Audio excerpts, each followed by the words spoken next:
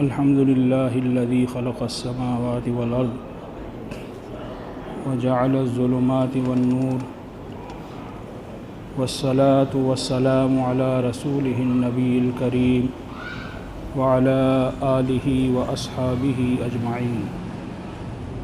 أما بعد، أعوذ بالله من الشيطان الرجيم. بسم الله الرحمن الرحيم.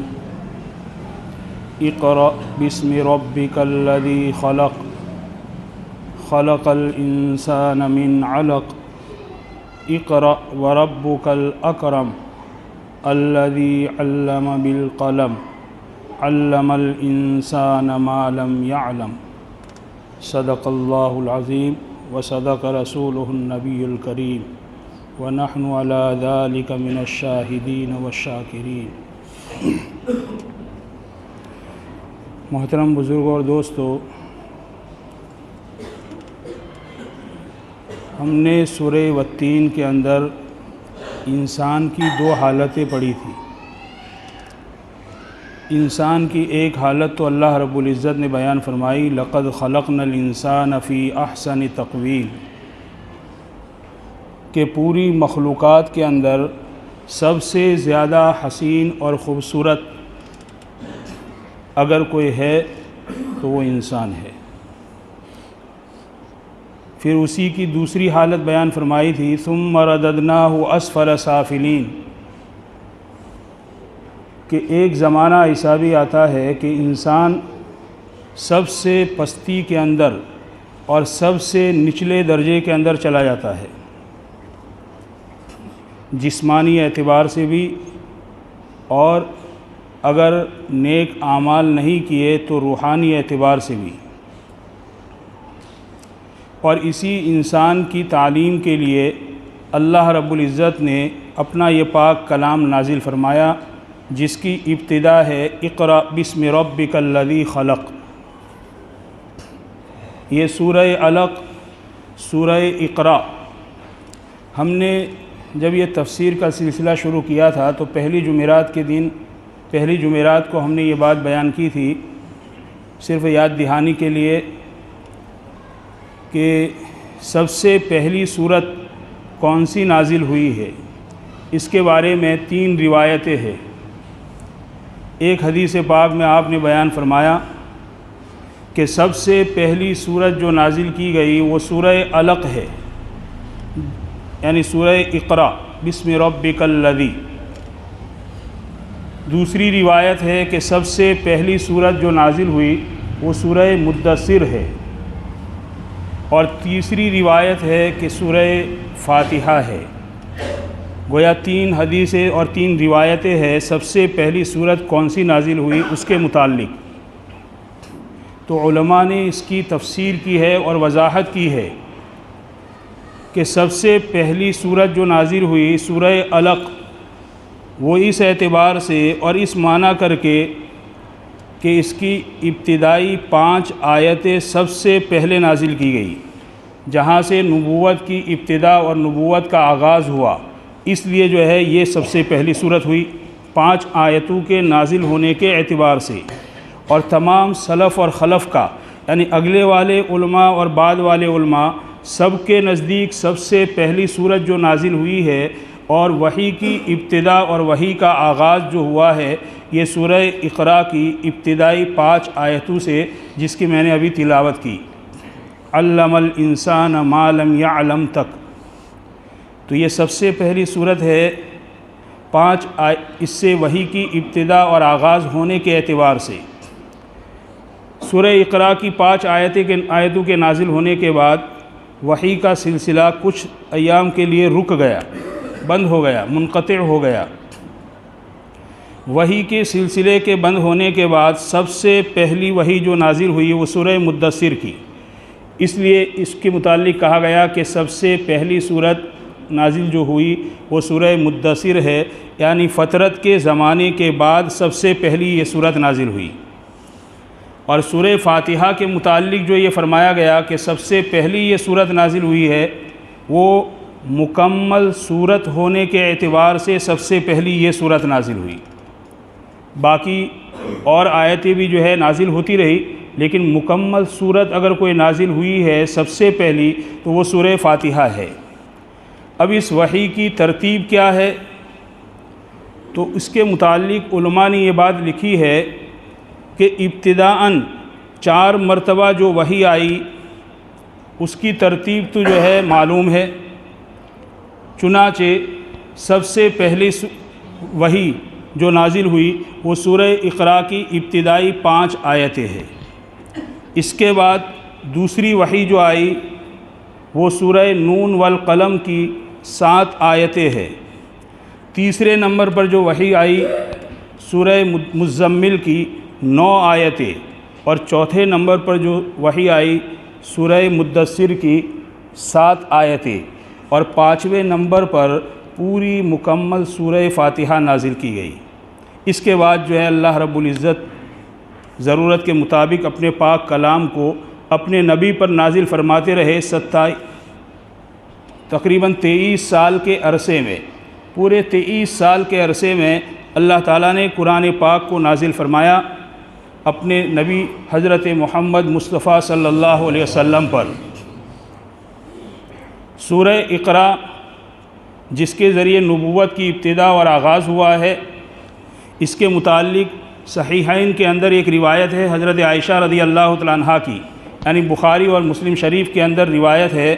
حضرت عائشہ رضی اللہ تعالیٰ عنہ فرماتی ہے کہ آپ کی نبوت کی ابتدا سچے خوابوں سے ہوئی، یعنی آپ ابتدا کے اندر خواب دیکھا کرتے تھے، اور ان خوابوں کی تعبیر جو ہے اس طریقے پر آپ کے سامنے آ جاتی جس طریقے پر صبح کی روشنی چمکتی ہے، اور صبح کی روشنی جس طریقے پر صاف اور شفاف ہوتی ہے، اسی طریقے پر آپ نے جو خواب دیکھا اور خواب میں جو چیز دیکھی اگلے دن جو ہے وہ چیز واقع ہو کر رہتی۔ تو نبوت کی ابتدا سچے خوابوں سے جو ہے ہوئی۔ یہاں اس کے بعد حضور اکرم صلی اللہ تعالیٰ علیہ وسلم کے دل میں تنہائی کا داعیہ قوی پیدا ہوا۔ آپ مخلوق سے جو ہے الگ رہنے کو پسند کرتے تھے، اور اس کے لیے تنہائی کے لیے آپ نے غار حرا کو منتخب فرمایا۔ پہاڑ ہے جبل النور، اس کی چوٹی پر جو غار ہے اس کو غار حرا کہتے ہیں، آپ نے اس کے لیے منتخب کیا۔ آپ وہاں پر جا کر اللہ رب العزت کی عبادت کیا کرتے تھے۔ پھر یہ سوال یہ ہوتا ہے کہ ابھی تو آپ کو نماز وغیرہ کا حکم نہیں دیا گیا، تو پھر عبادت کا کیا مطلب؟ تو اس کا جواب مختلف جوابات دیے گئے ہیں۔ اس میں ایک جواب یہ ہے کہ آپ کی عبادت اس وقت نہ نماز کے ذریعے تھی، نہ روزے کے ذریعے، کسی چیز کے ذریعے نہیں۔ آپ کی عبادت صرف جو ہے تفکر تھی، اللہ رب العزت کی طرف توجہ کرنا، توجہ الی اللہ اور تفکر جو ہے آپ کی عبادت تھی۔ تنہائی میں جا کر جو ہے آپ اللہ کی طرف متوجہ ہوتے اور اللہ تعالیٰ کی مخلوقات میں غور و فکر کرتے، یہ آپ کی عبادت تھی۔ بہرحال آپ غار حرا کے اندر اللہ رب العزت کی عبادت کے لیے رہا کرتے تھے۔ اپنے ساتھ تھوڑا توشہ لے جاتے، حضرت خدیجہ رضی اللہ تعالیٰ عنہ آپ کو تھوڑا توشہ دیتی، وہ لے کر جو ہے آپ وہاں پر چلے جاتے۔ جب توشہ ختم ہوتا پھر دوبارہ گھر پہ تشریف لاتے، پھر چند دنوں کا توشہ لے کر جاتے۔ اسی درمیان میں جب آپ غار حرا میں تشریف فرما تھے کہ حضرت جبرائیل علیہ السلام آئے، اور جبرائیل علیہ السلام نے آنے کے بعد ایک روایت، اور یہ صحیح روایت معلوم ہو رہی ہے کہ آپ کو جو ہے ایک تختی دکھائی جس پر جو ہے لکھی ہوئی تھی یہ آیتیں، اور تختی دکھا کر جو ہے آپ نے فرمایا، جبرائیل امی نے کہا اقرا، آپ پڑھیے۔ تو جواب میں حضور اکرم صلی اللہ تعالیٰ علیہ وسلم نے فرمایا ما انا بقارن، کہ میں تو پڑھا ہوا نہیں ہوں۔ تو جبرائیل امی نے جو ہے آپ کو اپنے سینے سے دگایا اور دبایا۔ پھر دوبارہ جو ہے آپ نے جبرائیل امی نے کہا اقرا، آپ پڑھیے، تو آپ نے وہی جواب دیا بھئی میں پڑھا ہوا نہیں ہوں۔ تیسری مرتبہ جو ہے کہا آپ پڑھیے، تو آپ نے فرمایا میں پڑھا ہوا نہیں ہوں۔ پھر جو ہے سینے سے دبایا، اور سینے سے دبا کر تیسری مرتبہ چھوڑنے کے بعد جبرائیل امی نے جو ہے کہا اقرا بسم ربک الذی خلق، چنانچہ یہ غار حرا میں سب سے پہلی جو ہے آیت ہے جو نازل ہوئی، اتاری گئی۔ جبرائیل امی کے دبانے سے آپ فرماتے ہیں کہ مجھے بہت زیادہ سخت تکلیف محسوس ہوئی، اور کیفیت اور آپ کی صورت یہ ہو گئی کہ جب آپ گھر پہ تشریف لائے تو وہ کیفیت آپ پر تھی۔ حضرت خدیجہ رضی اللہ تعالیٰ عنہا سے کہنے لگے، فرمانے لگے، زملونی زملونی، خدیجہ مجھے کمبل اڑاؤ، مجھے چادر اڑاؤ، مجھے ایسا لگ رہا ہے کہ میری جان نکل جائے گی۔ جبرائیل امی نے اس لیے دبایا تھا تاکہ وحی کا بوجھ جو ہے آپ محسوس کر سکے، بعد میں جو وحی نازل ہونے والی ہے تو اس کا بوجھ آپ محسوس کر سکے اور اس کے عادی بنے، اس لیے جو ہے انہوں نے دبایا۔ تو حضرت خدیجہ رضی اللہ تعالیٰ عنہ نے آپ کو تسلی دیتے ہوئے کہا، یا رسول اللہ ایسا ہرگز نہیں ہوگا، اللہ آپ کو ہلاک کر دے اور آپ کی جان نکل جائے، یہ ہو نہیں سکتا ہے۔ آپ غریبوں کی مدد کرتے ہیں، بوجھ میں دبے ہوئے لوگوں پر سے بوجھ ہٹاتے ہیں، رشتہ داری کا خیال رکھتے ہیں، اللہ رب العزت ہرگز جو ہے یہ ایسا نہیں کرے گا۔ حضرت خدیجہ رضی اللہ تعالیٰ عنہا نے یہ بات کہہ کر آپ کو تسلی دی۔ تسلی دینے کے بعد حضرت خدیجہ رضی اللہ تعالیٰ عنہا آپ کو اپنے چچا جاد بھائی حضرت ورقہ ابن نوفل ان کے پاس لے گئے۔ یہ ورقہ ابن نوفل انجیل کے جو ہے عالم تھے، عبرانی زبان کو بھی جانتے تھے، عربی زبان کو بھی جانتے تھے، انجیل کو عربی زبان کے اندر یہ لکھتے تھے۔ اس وقت بہت بوڑھے ہو گئے تھے، یہاں تک کہ ان کی آنکھوں کی بینائی بھی ختم ہو گئی تھی۔ ان کے پاس لے کر گئی، جا کر کہنے لگی، میرے چچا جاد بھائی کچھ بات تو سنو ان کی۔ چنانچہ آپ نے پورا واقعہ بیان فرمایا، غار حرا میں جو آپ کو پیش آیا پورا واقعہ بیان فرمایا۔ تو پورا واقعہ سننے کے بعد ورقہ ابن نوفل کہنے لگے کہ یہ تو وہی ناموس ہے، یعنی وہی فرشتہ ہے جو فرشتہ حضرت موسیٰ علیہ السلام کے پاس آیا کرتا تھا۔ یہ بات کہنے کے بعد ورقہ ابن نوفل کہنے لگے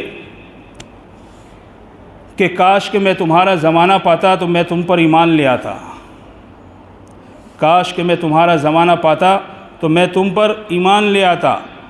یہ بات ورقہ ابن نوفل نے کہی، اور ساتھ میں یہ بات بھی کہی کہ ایک وقت ایسا آئے گا کہ آپ کی قوم آپ کو مکہ سے نکالے گی۔ آپ کو تعجب ہونے لگا کہ میری قوم مجھے نکالے گی؟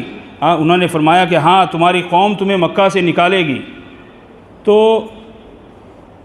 حضرت ورقہ ابن نوفل کہنے لگے کہ جب بھی کسی نے اس طرح کا دعویٰ کیا اور جب بھی کسی کے پاس یہ فرشتہ آیا ہے تو ان کو جو ہے خوب ستایا گیا ہے، لہذا تمہیں بھی تمہاری قوم ستائے گی یہاں تک کہ تمہیں مکہ سے نکالے گی۔ یہ بات جو ہے حضرت ورقہ ابن نوفل نے، لیکن بات یہ ہوئی کہ انہوں نے آپ کا زمانہ جو ہے زیادہ نہیں پایا اور ابتدائی نبوت کے زمانے کے اندر جو ہے دنیا سے چلے گئے۔ تو اس وقت جو ہے غار حرا کے اندر سب سے پہلی جو ہے آیتیں، یہ ابتدائی 5 آیتیں نازل ہوئی، جس میں اللہ رب العزت نے آپ کو فرمایا اقرأ، آپ پڑھیے۔ اقرأ کے معنی پڑھنا، قرأ یقرأ قراءتن کے معنی آتے ہیں پڑھنے کے۔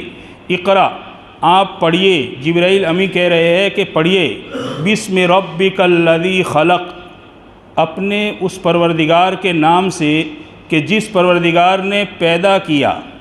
کس کو پیدا کیا یہ بیان نہیں فرمایا، مراد ساری کائنات کو پیدا کیا۔ اقرأ بسم ربک، بسم ربک کا لفظ بڑھا کر اشارہ اس بات کی طرف ہے کہ جب بھی آپ قرآن پاک کو پڑھے تو بسم اللہ الرحمن الرحیم سے جو ہے پڑھے، اس کو شروع کیجئے بسم اللہ الرحمن الرحیم سے، جیسا کہ دوسری آیت میں فرمایا وَإِذَا قَرَأْتَ الْقُرْآنَ فَاسْتَعِذْ بِاللَّهِ مِنَ الشَّيْطَانِ الرَّجِيمِ، کہ جب آپ قرآن پاک کو پڑھے تو اعوذ باللہ من الشیطان الرجیم سے پڑھیے۔ تو یہ بسم ربک کے لفظ سے اشارہ کیا کہ اعوذ باللہ کے ساتھ آپ بسم اللہ الرحمن الرحیم بھی پڑھیں۔ اللہ تعالیٰ کی بہت ساری صفاتیں ہیں، ان صفات میں رب صفت کو یہاں بیان فرمایا، اقرأ بسم ربک، یہ نہیں فرمایا اقرأ بسم خالقک، اپنے پیدا کرنے والے کے نام سے پڑھیے، کسی اور صفت کو بیان نہیں فرمایا، صفت رب کو یہاں بیان فرما کے اشارہ ہے اس بات کی طرف کہ آپ نے جو معذرت کی ہے ما انا بقارن، کہ میں پڑھا ہوا نہیں ہوں، اس کا جواب ہے یہ کہ گھبرائیے نہیں، میں تمہارا رب اور تمہاری پرورش کرنے والا ہوں۔ اگرچہ آپ ان پڑھ اور امی ہے، لیکن آپ کی زبان مبارک سے میں ایسا کلام جاری کروں گا کہ اس جیسا کلام کوئی پیش نہیں کر سکتا۔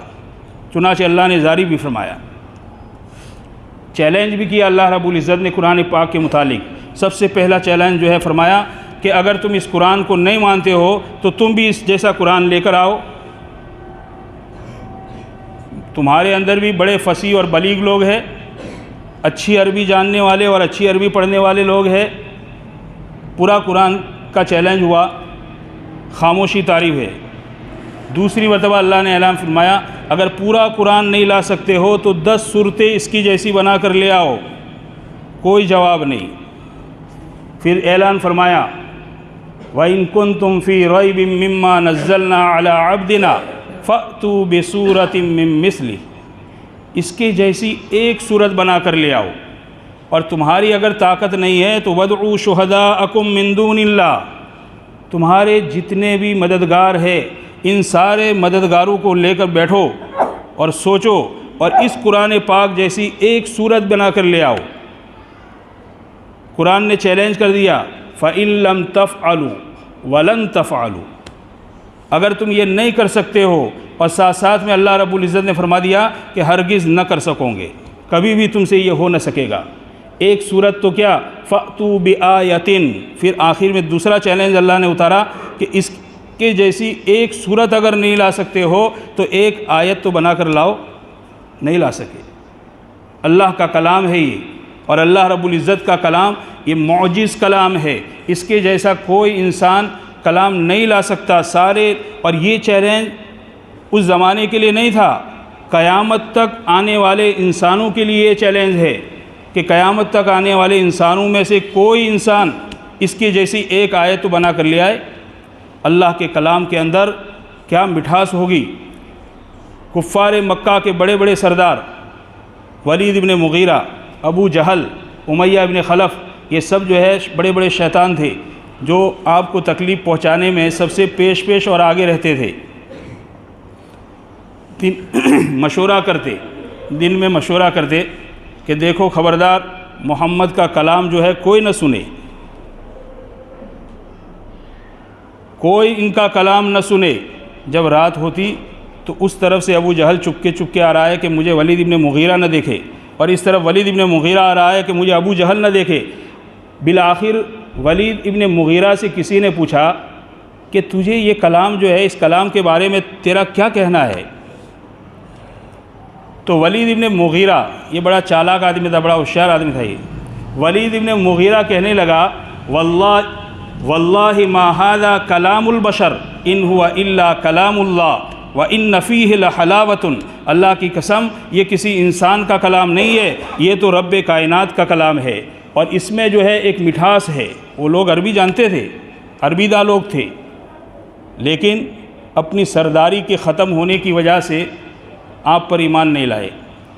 تو اس میں اشارہ کر دیا بسم ربک، میں رب کی صفت بیان کر کے کہ آپ اگرچہ امی ہیں، ان پڑھ ہے، لیکن گھبرائے نہیں، آئندہ جو ہے میں آپ کی زبان مبارک پر ایسا کلام جاری کروں گا کہ پوری دنیا مل کر بھی اس کے جیسا کلام نہیں لا سکتے۔ کون؟ رب الذی خلق، جس نے پیدا کیا۔ کس کو پیدا کیا؟ ساری کائنات کو۔ یہ بیان نہیں کیا کس کو پیدا کیا، مراد ہے ساری کائنات کو اس نے پیدا کیا۔ پھر ساری مخلوقات کو پیدا کرنے کا ذکر کرنے کے بعد فرمایا خلق الانسان من علق، جو اشرف المخلوقات ہے اس کا ذکر فرمایا کہ پوری مخلوقات اور کائنات کو پیدا کیا، اور پوری مخلوقات اور کائنات میں سب سے اشرف انسان ہے، اس لیے اس کو خاص طور پر بیان فرمایا خلق الانسان من علق۔ اس کا ترجمہ، پیدا کیا اللہ نے انسان کو جمے ہوئے خون سے، منجمد خون سے، علق منجمد خون۔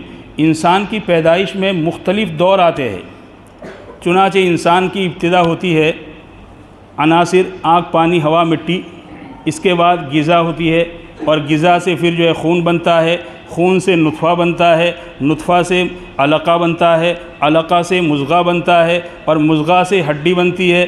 یہ انسان پر جو ہے سارے دور گزرتے ہیں پیدائش کے وقت میں، اور یہ علقہ یعنی جمع ہوا خون، یہ حالت درمیانی حالت ہے۔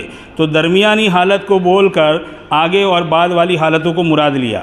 الذی خلق، وہ اللہ، کون اللہ؟ جس نے پیدا کیا، اور خاص طور پر خلق الانسان من علق، اس نے پیدا کیا انسان کو جمے ہوئے خون سے، خون کے لوتھڑے سے۔ پھر فرمایا تاکید کے لیے، تاکید کے طور پر اقرأ وربک الاکرم، آپ پڑھیے اور آپ کا رب بڑا کریم ہے۔ اکرم صفت بیان فرمائی کہ آپ کو گھبرانے کی ضرورت نہیں ہے، آپ پر اگر نبوت کا تاج رکھا جاتا ہے تو آپ نہ گھبرائیے، ہم جو ہے اس کلام کو آپ کے دل کے اندر محفوظ رکھیں گے، اور کس طریقے پر لوگوں کو پہنچانا ہے یہ طریقہ بھی جو ہے ہم آپ کو بتلائیں گے۔ چنانچہ آپ نے یہ طریقہ جو ہے اپنایا، اور انہی زمانے جاہلیت میں جن کی انسانیت اس قدر مٹ چکی تھی، ایسی انسانیت مر گئی تھی کہ ایک لمبے زمانے تک جس کو ماں ماں کہتے تھے اور ماں ماں کر پکارتے تھے، اپنے باپ کے چلے جانے کے بعد اپنی سوتیلی ماں سے نکاح خود کر دیتے تھے۔ کیسی جو ہے انسانیت مٹ چکی ہوگی کہ ایک زمانے تک جس کو ماں ماں کہتے ہیں، اپنے باپ کے چلے جانے کے بعد اسی سے جو ہے نکاح کرتے اور اسی کو بیوی بنا دیتے۔ ایسے لوگوں کے اندر جو ہے آپ نے ایسی محنت کی اخلاق کے ذریعے، ایسے اخلاق کے، اسی لیے اللہ تعالیٰ نے اپنے نبی کو یہ حکم فرمایا کہ آپ حکمت کے ساتھ جو ہے ان لوگوں کو دعوت دیجیے۔ ادع الی ربک بالحکمت والموعظۃ الحسنہ، حکمت کے ساتھ، پیار اور محبت کے ساتھ۔ اخلاق سے جو چیز وجود میں آتی ہے وہ چیز غصے سے وجود میں نہیں آتی۔ امام ابو حنیفہ رحمۃ اللہ علیہ، کون نہیں جانتا بھائی ان کو، ہے نا، جن کی ہم کیا کرتے ہیں، تقلید کرتے ہیں، پیروی کرتے ہیں نا۔ ان کا صبر جو ہے بے مثال صبر۔ ایک مرتبہ جو ہے والدہ کا انتقال ہو چکا تھا، ایک آدمی آیا بدمعاش قسم کا، اور آ کر جو ہے کہنے لگا کہ میں آپ کی ماں سے نکاح کرنا چاہتا ہوں۔ آپ نے فرمایا بھی میری والدہ عاقلہ بالغہ ہے، اگر وہ راضی ہے تو پھر کوئی بات نہیں ہے، نکاح کر لو۔ یوں کہہ کر گھر میں چلے گئے، اور واپس دروازے پہ آئے تو وہ آدمی جل کر راکھ بن گیا تھا۔ غیب سے آواز آئی، امام ابو حنیفہ کے صبر نے جو ہے اس کو جلا دیا۔ یہ امام صاحب رحمۃ اللہ علیہ۔ امام شافعی رحمۃ اللہ علیہ آپ کے متعلق فرمایا کرتے تھے کہ یہ نوجوان کو اللہ نے ایسی صلاحیت دی ہے کہ اگر مٹی کا ستون ہو تو اس کو سونا کہے تو ہمیں ماننا پڑے۔ اور ان کی ذکاوت تو بڑی مشہور۔ ایک میاں ان کے پاس آئے اور آ کر کہنے لگے، حضرت میں نے اپنی بیوی سے یہ کہہ دیا ہے کہ فجر کی نماز تک نہیں بولی، فجر کی اذان تک نہیں بولی تو تجھے طلاق ہے۔ اب بیوی بھی اپنی بات پر اٹل ہے، بولنے کے لیے تیار نہیں، اور یہ جو ہے پریشان ہو رہے ہیں۔ امام صاحب رحمۃ اللہ نے فرمایا کہ جاؤ کوئی بات نہیں ہے، چلے جاؤ۔ آدھی رات ہوئی، امام صاحب رحمۃ اللہ علیہ نے اس کے گھر کے سامنے اذان دینا شروع کر دی۔ بیوی بولی کہ اذان ہو گئی، طلاق ہو گئی۔ یہ اذان جو ہے آدھی رات کی تھی، فجر کی اذان نہیں تھی۔ اللہ نے وہ ذکاوت دی تھی اور وہ فراست دی تھی، لیکن اخلاق، اللہ اکبر۔ امام صاحب رحمۃ اللہ علیہ کے متعلق جو ہے مشہور ہے کہ پوری رات جو ہے اپنے گھر کی چھت پر کھڑے ہو کر اللہ کے سامنے عاجزی کرتے، نماز پڑھتے اور روتے رہتے۔ حضرت کے گھر کے پاس میں ایک موچی کا مکان تھا، سننا بھائی ذرا غور سے، ہاں، موچی کا مکان تھا، اور وہ موچی بیچارہ جو ہے اس کو ایک لت پڑ گئی تھی، عادی ہو گیا تھا شراب پینے کا۔ اب وہ شراب پی کر جو ہے پوری رات بکواس کرتا رہے، اشعار پڑھتا رہے زور زور سے، لیکن اللہ کے بندے نے کبھی بھی اس کو اف نے کہا کہ تیرے ان شور کرنے کی وجہ سے میری نماز میں خلل آتا ہے، میری دعا میں خلل آتا ہے، کچھ نہیں بولے۔ کئی دن گزر گئے. ایک دن جو ہے رات کے وقت نماز پڑھ رہے تھے, سناٹا تھا, کوئی آواز نہیں آ رہی تھی. صبح ہوتے ہی امام صاحب رحمۃ اللہ علیہ پڑوس میں تھے, وہ مکان پہ گئے اس کے, تو گھر والوں سے پوچھا کہ بھئی کیا بات ہوئی, آج جو ہے کوئی شور اور آواز نہیں آئی. تو گھر والے کہنے لگے کہ امام صاحب اب انشاءاللہ نہیں آئے گی. کہا کیوں؟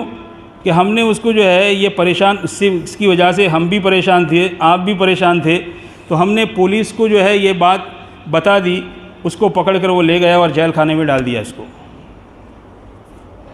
اس زمانے کی جیلیں بھی ایسی تھی کہ جاتے تھے مجرم بن کر اور نکلتے تھے بزرگ بن کر, کہ وہ سدھر کر جو ہے آئے گا, کوئی بات نہیں ہے. یوں کہہ کر جو ہے امام صاحب رحمۃ اللہ علیہ کچھ نہ بولے, سیدھے پہنچے پولیس تھانے کے اندر. افسر بیٹھا ہوا تھا, امام صاحب کو دور سے دیکھ کر وہ کھڑا ہو گیا, اور جب امام صاحب تشریف لائے تو کہنے لگا حضرت آپ میرے پاس؟ کہا ہاں مجھے ضرورت ہے, ایک کام پڑ گیا جس کی وجہ سے میرا آنا ہوا ہے. حضرت آپ مجھے حکم دے دیتے, میں وہاں پر آپ کے پاس آ جاتا, آپ نے آنے کی تکلیف کیوں گوارا کی؟ کہا نہیں مجھے ضرورت تھی اس لیے میں تمہارے پاس آیا. حضرت کو بٹھایا, پوچھا کیا ہے بھئی؟ حضرت نے فرمایا کہ بھئی آپ کے وہاں اس نام کا فلاں فلاں حلیے کا ایک آدمی ہے, آپ کی پولیس جو ہے اس کو پکڑ کر لے آئی ہے, جیل خانے میں ہے. تو افسر کہنے لگا ہاں ہے, یہ آدمی ہمارے یہاں جیل خانے میں ہے. تو امام صاحب آپ کو پتہ نہیں ہے کہ وہ کیسا آدمی تھا؟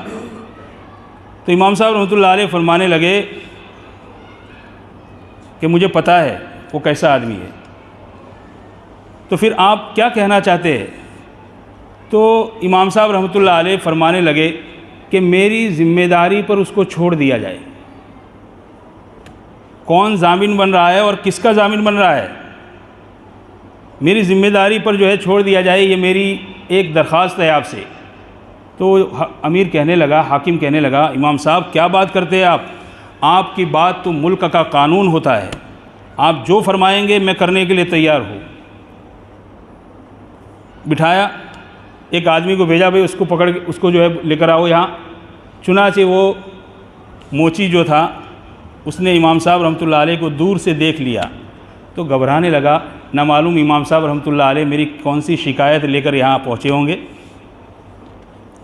آیا اندر تو افسر نے کہا کہ جاؤ. کہا کہاں؟ کہا گھر جاؤ, یہ امام صاحب جو ہے تمہاری درخواست, تمہاری سفارش کرنے کے لیے آئے ہیں, اور یہ فرما رہے ہیں کہ میری ضمانت پر جو ہے اس کو چھوڑ دیا جائے, رہا کر دیا جائے. جاؤ میں نے تم کو رہا کر دیا. پہلے تو افسر نے یہ بات کہی تھی کہ امام صاحب آپ چلے جائیے, میں اس کو رہا کر دیتا ہوں. امام صاحب نے فرمایا کہ نہیں, میں اس کو ساتھ میں لے کر جاؤں گا. پھر بلا کر جو ہے اس کو کہا کہ جاؤ تم اپنے گھر. امام صاحب رحمۃ اللہ علیہ اور وہ موچی دونوں ساتھ میں چلے. تاریخ کی کتابوں میں کہیں یہ بات نہیں ملتی کہ پورا راستہ کاٹا اور طے کیا, لیکن امام صاحب رحمۃ اللہ علیہ نے اس کو نصیحت کے طور پر ایک جملہ بھی کہا ہو. خاموشی کے ساتھ دونوں چلتے رہے. گھر آیا تو وہ اپنے گھر چلا گئے, امام صاحب اپنے گھر پہ چلے گئے. جب رات ہوئی تو پھر سناٹا. دوسرے دن امام صاحب رحمۃ اللہ علیہ اس کے گھر پہ پہنچے, اور پہنچ کر جو ہے پوچھا بھئی کیا حال ہے, آج رات کو بھی سناٹا تھا. اس کی تحقیق کے لیے وہ گئے. گھر کا دروازہ جو ہے کھٹکھٹایا. اخلاق سے جو ہے دین پھیلتا ہے, اخلاق سے. گھر کا دروازہ کھٹکھٹایا تو گھر کے دوسرے لوگ جو ہے دروازے پر آئے, اور وہ اللہ کا بندہ اپنے مصلی پہ کھڑے ہو کر اللہ کے سامنے رو رہا ہے. امام صاحب دروازے پر کھڑے رہے. جب وہ اپنی نماز کو پورا کر کے, نماز اس نے پوری کر لی, تو امام صاحب رحمۃ اللہ علیہ کے پاس آیا. تو امام صاحب رحمۃ اللہ علیہ نے فرمایا کہ بھائی میں تیرے پاس اس لیے آیا تھا کہ آج رات کو بھی سناٹا تھا, نہ معلوم تمہارے گھر والوں نے تمہارے ساتھ پھر سے وہ حرکت تو نہیں کی ہے, اس کی وجہ سے جو ہے میں تحقیق کے لیے آیا ہوں. کیا جواب دیا اس نے؟ وہ کہنے لگا امام صاحب پوری امت مسلمہ کے امام اعظم کی محبت کا نشہ چکھنے کے بعد مجھے کسی شراب کے نشے کی کیا ضرورت ہے؟ پوری امت مسلمہ کے امام اعظم کی محبت کا نشہ مجھے جب مل گیا تو مجھ کمینے کو شراب کے نشے کی کیا ضرورت ہے؟ بات یہ تھی امام صاحب، بات یہ تھی کہ لوگ جو ہے مجھے حقیر اور ذلیل سمجھتے تھے اور میری حقارت اور ذلت کا جو ہے تذکرہ کیا کرتے تھے، تو اس کی وجہ سے مجھ پر غم طاری رہتا تھا، اس غم کو بھلانے کے لیے میں شراب پیتا تھا۔ لیکن آپ جیسے جلیل القدر آدمی نے جو ہے مجھے عزت دے دی تو مجھے اب جو ہے کوئی غم نہیں ہے، اور جب کوئی غم نہیں ہے تو مجھے شراب کے نشے کی بھی ضرورت نہیں ہے۔ یہ ہے حالت۔ اخلاق سے جو ہے دین فتح سے فرمایا اقرأ وربک الاکرم، آپ پڑھیے اور آپ کا رب بڑا کریم ہے۔ الذی علم بالقلم، وہ اللہ جس نے تعلیم دی اور سکھلایا قلم کے ذریعے، قلم کے ذریعے۔ حدیث پاک میں آتا ہے کہ سب سے پہلے اللہ تعالیٰ نے اول ما خلق اللہ القلم فقال له اکتب، سب سے پہلے اللہ تعالیٰ نے قلم کو پیدا کیا اور قلم کو پیدا کر کے جو ہے فرمایا لکھ تو، انسانوں کی تقادیر اور تقدیروں کو لکھ۔ اللہ تعالیٰ نے اپنی دست قدرت سے جو ہے 4 چیزیں پیدا فرمائی، 4 چیزیں، اور باقی چیزوں کو اللہ نے امر کن سے پیدا فرمائی۔ امر کن کا مطلب ہے اللہ نے فرمایا کن ہو جا فیکون، تو وہ ہو جاتی۔ تو 4 چیزیں ایسی ہے جس کو اللہ تعالیٰ نے اپنے دست مبارک سے، ہاتھ مبارک سے جو ہے پیدا فرمائی۔ ان میں ایک قلم ہے، دوسرا عرش ہے، اور تیسری چیز جو ہے آدم علیہ السلام ہے، اور چوتھی چیز ہے جنت عدن۔ قرآن پاک میں لفظ آتا ہے یہ 4 چیزیں اللہ تعالیٰ نے اپنی دست قدرت سے پیدا فرمائی، اور باقی ساری کائنات کو اللہ تعالیٰ نے امر کن سے پیدا فرمایا۔ تو یہ علم دیا انسان کو بالقلم، قلم کے ذریعے۔ آپ کے حق میں جبرائیل علیہ السلام قلم کے درجے میں ہے۔ الذی علم بالقلم، وہ اللہ جس نے سکھلایا انسان کو، تعلیم دی انسان کو قلم کے ذریعے۔ حضرت علی رضی اللہ تعالیٰ عنہ کا فرمان ہے کہ اگر اللہ قلم کو پیدا نہ کرتے تو یہ دنیا کا نظام نہ چلتا۔ بھئی قلم کی لکھنے کے بعد بھی جو ہے لوگ مگر جاتے ہیں، تو قلم اگر نہ ہوتا اور لکھاوٹ نہ ہوتی تو پھر دنیا کا نظام کیسے چلتا؟ تو قلم جو ہے اللہ تعالیٰ کی بہت بڑی نعمت ہے۔ یہ الذی علم بالقلم، علم کے حاصل کرنے کے ذرائع میں سے سب سے بڑا ذریعہ قلم بھی ہے، اور بھی ذرائع ہے، اس میں قلم کو بیان فرمایا کہ وہ اللہ جس نے انسان کو تعلیم دی قلم کے ذریعے، اور انسان کو کیا سکھلایا؟ علم الانسان ما لم یعلم، اس نے انسان کو سکھلایا ان چیزوں کو جو وہ نہیں جانتا ہے۔ لم یعلم، بھئی سکھلایا تو انہی چیزوں کو جاتا ہے جو آدمی جانتا نہیں ہے، تو لم یعلم کی ضرورت نہیں تھی، لیکن پھر بھی فرمایا تاکہ کوئی یہ نہ کہے کہ میں نے اس کو حاصل کیا ہے، اپنی ماضی زندگی کی طرف نظر کرے کہ اس کی زندگی کا حال ہے لم یعلم، کچھ بھی نہیں جانتا ہے وہ۔ وما اوتیتم من علم الا قلیلا، تمہیں جو علم دیا گیا ہے وہ بہت تھوڑا ہے۔ علم الانسان ما لم یعلم، اس نے سکھلایا انسان کو وہ جو وہ نہیں جانتا تھا۔ اب اخیر میں جو ہے ہم ان 5 آیتوں کا ترجمہ پھر سے سن لیں۔ اقرأ بسم ربک الذی خلق، آپ پڑھیے اپنے اس پروردگار کے نام سے جس نے پیدا کیا۔ خلق الانسان من علق، پیدا کیا اس نے انسان کو جمے ہوئے خون سے۔ اقرأ وربک الاکرم، اور آپ پڑھیے آپ اور آپ کا رب بڑا کریم ہے۔ الذی علم بالقلم، جس نے انسان کو سکھلایا قلم کے ذریعے، علم دیا قلم کے ذریعے۔ علم الانسان ما لم یعلم، اس نے انسان کو تعلیم دی ان چیزوں کی جن چیزوں کو انسان نہیں جانتا ہے۔ انشاءاللہ باقی جو ہے اگلے جمعرات کو کریں گے انشاءاللہ۔ وآخر دعوانا الحمد للہ رب العالمین۔